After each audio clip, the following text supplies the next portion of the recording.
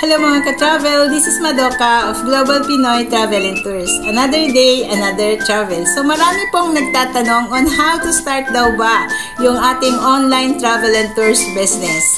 So we have here 3 steps para makapag-start ng online travel and tours business.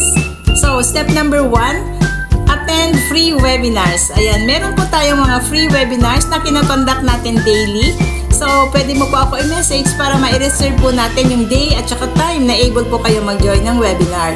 So, ayan po, dito po i-discuss po about the company at ano po yung mga services na ino-offer po natin at paano ba tayo kumikita doon. And of course, yung mga different options or packages na pwede na nating umpisahan.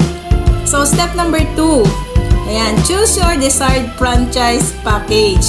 Ayan, so it's up to you po kung ano yung franchise package na gusto po nating umpisahan or depende na rin sa budget natin.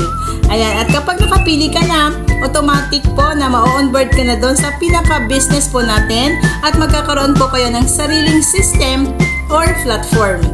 So, ayan, step number 3. Ayan, attend training. So, bago po talaga kayong mag-promote or bago po talaga natin umpisahan na mag-transact dito sa ating negosyo, we will require you po talaga na umattend po dun sa ating mga trainings na provided. Ayun, doon din po kasi i-discuss on how to operate, how to navigate our system, and paano tayo nagbubook at paano ba natin kinikater yung ating mga clients. At marami pa pong iba. Ayan, so that's all po.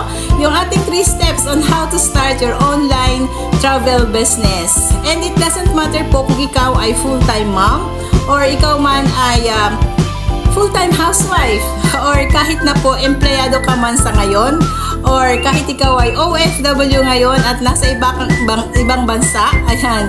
So kahit paano po yung ating background, ayan, ay pwedeng-pwede ka rin po dito sa negosyong ito.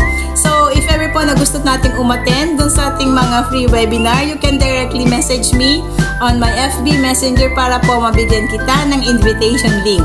And with that, God bless po sa ating lahat.